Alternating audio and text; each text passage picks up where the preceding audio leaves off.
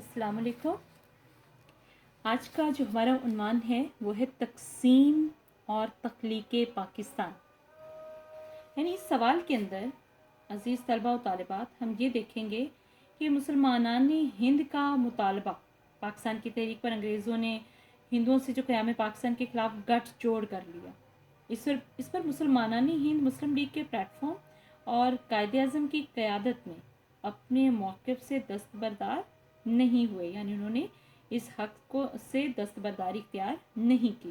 بالآخر برطانوی حکومت نے 3 جون 1947 کے منصوبے کو کچھ ترامیم کر کے منظور کرتے ہوئے آزادی ہند کے آئین کی حیثیت دے دی، اور بالآخر اسی آئین کے تحت پاکستان جو تھا وہ معرض وجود میں آیا۔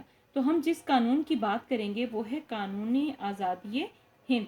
اگر ہم اس کے اہم پوائنٹس کی بات کریں، اس کے اہم پوائنٹس میں ہم دیکھیں گے کہ 14 اگست 1947 کو بر صغیر دو آزاد مملکتوں کے روپ میں سامنے آیا۔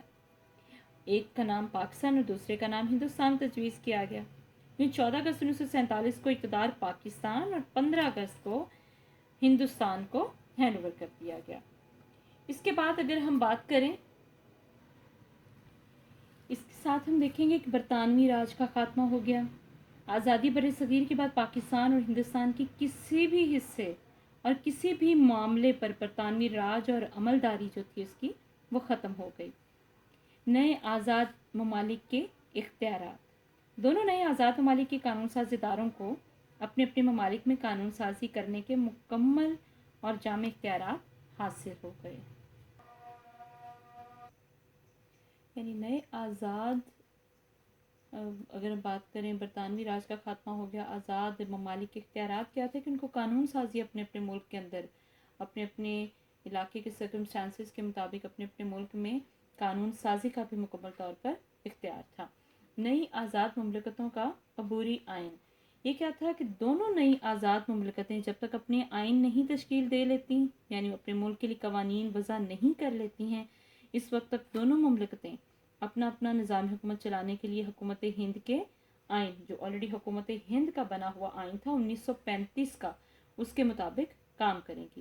تاہم انہیں یہ اختیار حاصل ہوگا کہ 1935 کے آئین میں قانون آزادی ہند 18 جولائی 1947 کی روشنی میں اپنے آئینی طریقہ کار اور مسائل کو مد نظر رکھتے ہوئے ضروری ترامیم کر لیں، کیونکہ یہ انگریزوں کا بنایا ہوا قانون تھا 1935 کا، اور ہندوؤں اور مسلمانوں کے اندر بھی بہت سارے ڈفرینسز موجود تھے، اس لیے ان دونوں ملکوں سے کہا گیا کہ وہ اپنی مرضی کے مطابق کچھ آئینی تبدیلیاں اس میں مزید کر کے ترامیم کر کے اسی آئین کو ایک بار ایز اٹ از امپلیمنٹ کریں، کیونکہ آئین سازی کا کام کوئی ایسے اتنا آسان کام نہیں ہوتا۔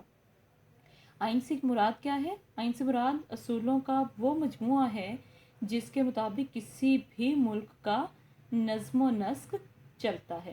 تو اس سے مراد ہے کہ پاکستان اور ہندوستان دونوں کے لیے یہ مشکل تھا کہ فوری طور پہ اپنے لیے آئین بناتے، لہٰذا 1935 کا آئین جو تھا اس کے مطابق کام جاری رہا۔ اس کے بعد ہم اگر خلاصہ اور تبصرہ کی بات کریں، یعنی بادشاہت کا خاتمہ ہو گیا تھا 15 اگست 1947 کو۔ آزادی ہند کے بعد برطانوی بادشاہت کے خطابات میں سے شہنشاہ ہند کا خطاب جو تھا اس کو ختم کر دیا گیا تھا۔ قانون آزادی ہند 18 جولائی 1947 آزادی ہندوستان کی تاریخ میں بنیادی اہمیت کا حامل دن ہے۔ آئین کے تحت یہ نہ صرف بر صغیر کو آزادی دی گئی بلکہ نئی مملکتوں کو مکمل اور جامع اختیارات بھی دیے گئے۔